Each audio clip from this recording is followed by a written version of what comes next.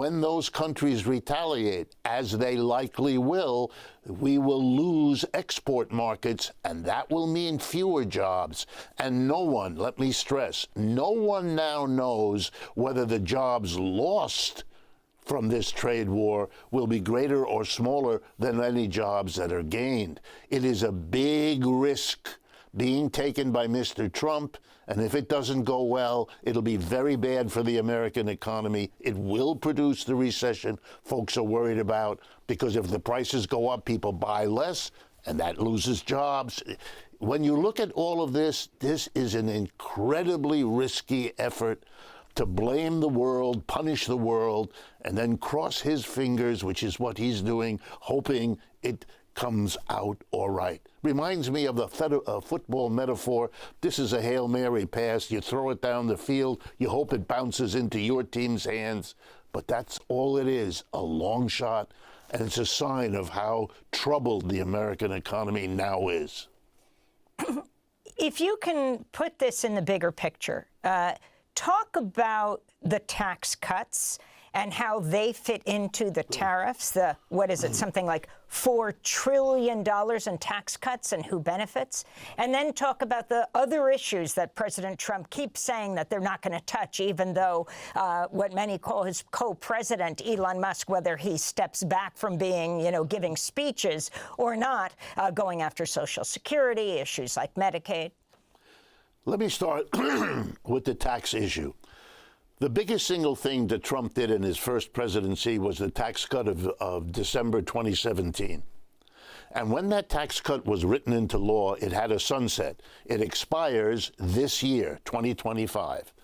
If that expiration is allowed to happen, corporations and the rich, who were the big beneficiaries back then, will face a big tax cut. He doesn't want to do that because that's his base, that's his donor support. He doesn't want to have those taxes go back up. Well, then what is he going to have to do? If he keeps on spending and he doesn't let those taxes go back up, he's going to have to borrow trillions, as we have been doing. He doesn't want to be the president who keeps borrowing trillions, in part because the rest of the world is a major creditor of the United States, and they're not going to continue to do it the way they have. So he's in a jam. He has to do something. So his hope is to savage the expenditures in this country. Look what he's doing. Mr.